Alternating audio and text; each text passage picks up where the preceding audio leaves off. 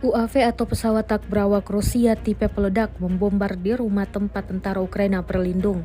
Rekaman detik-detik serangan ramai beredar di Telegram pada Minggu, 28 Juli 2024.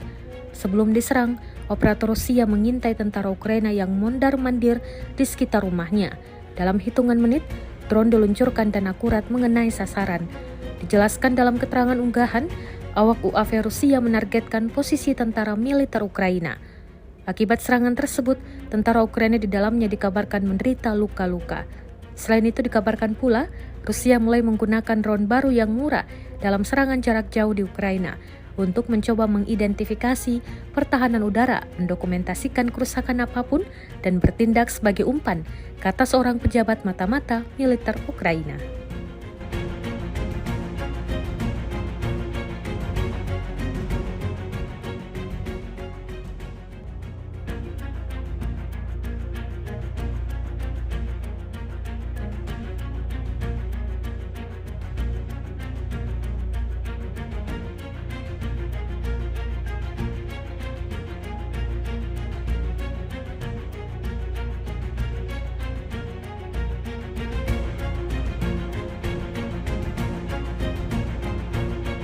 Download Tribun X sekarang, menghadirkan lokal menjadi Indonesia.